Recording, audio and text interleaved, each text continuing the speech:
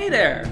My name is CJ Emerson and welcome to the Region of Boom. We are a weekly sports roundup. This is our first episode. We're very glad to have you and we're covering all things Seattle sports. We're talking football, baseball, basketball, hockey, national, collegiate. We're going to cover it all here today at this podcast. So please stay tuned. We got a lot of cool stuff ahead. Let's get into it.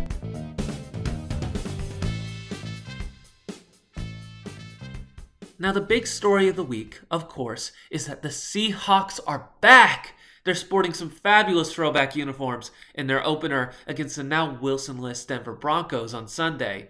A lot has changed for the team since missing the playoffs last year, most notably the arrival of Mike Macdonald as head coach. He's the youngest coach ever in the league, which is daunting enough on its own, but he's also filling in the shoes of Pete Carroll, who has led this team for the last 14 years. That's so much time spent with one coach, and that's a lot of pressure to put on a new guy's shoulders.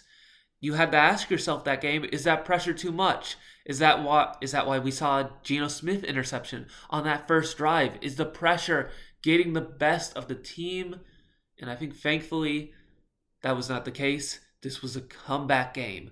Despite a shaky first half and a Broncos lead, the team's offense found their groove when they gave their ball to their all-star running back Kenneth Walker, who, oh my God, does he know how to dive into the end zone. Did you see that first touchdown in the first quarter? Whew!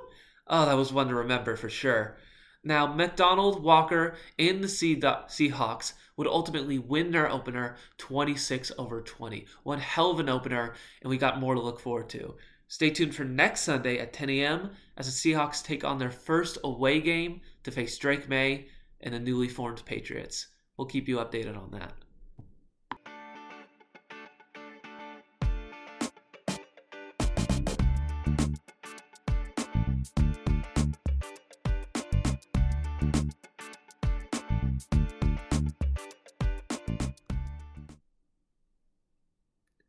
Moving on to the Mariners, who spent this last week playing against some okay teams and leaving with some middling results.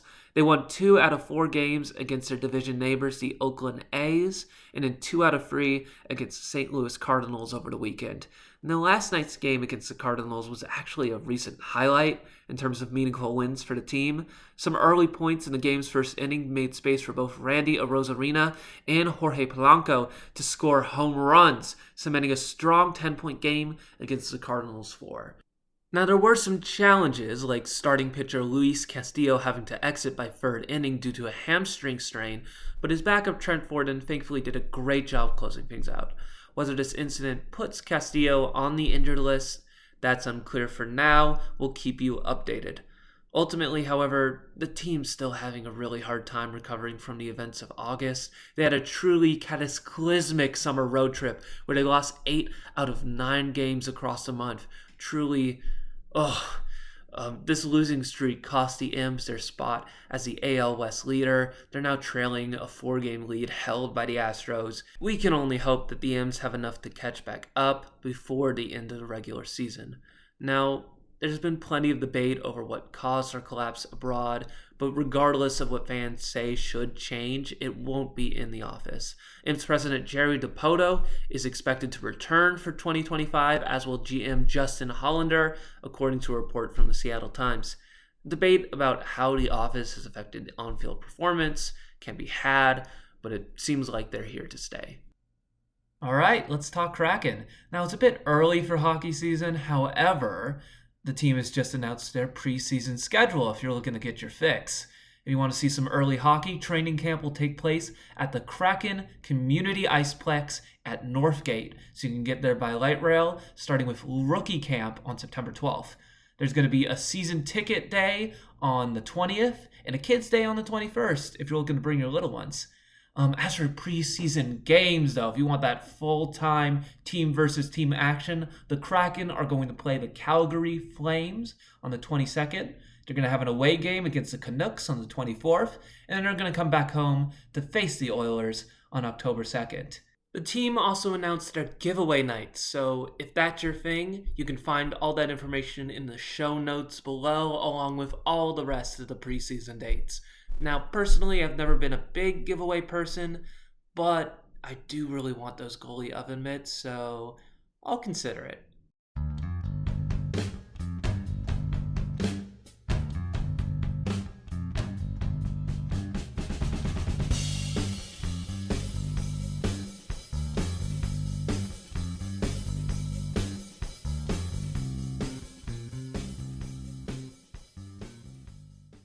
So, there seems to be drama brewing at the football club today.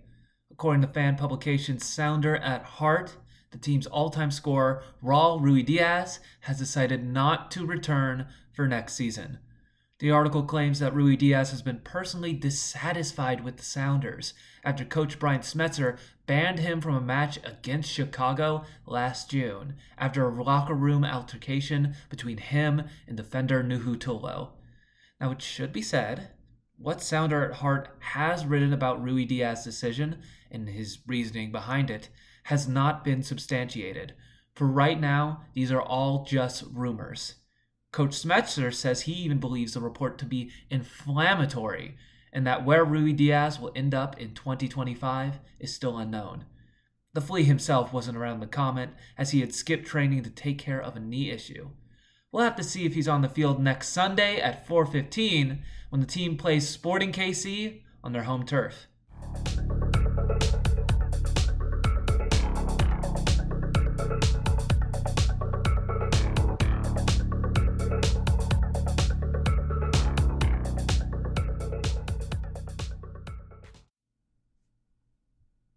And finally, I like to end these shows with something to look forward to. I want to give you something in the weeks and months ahead at the end of every episode that you can put on your calendar, that you can get excited about, that you can think of as, yes, that is the game, or that is the moment I want to watch and be there for. And oh my goodness, today's is something a bit more far out.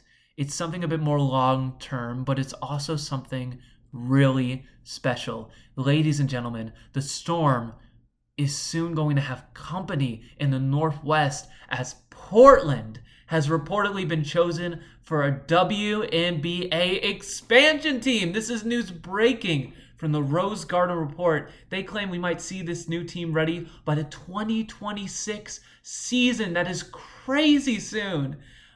It shows how the WNBA right now, they are expanding at a breakneck pace. We're already expecting the Golden State Valkyries in 2025.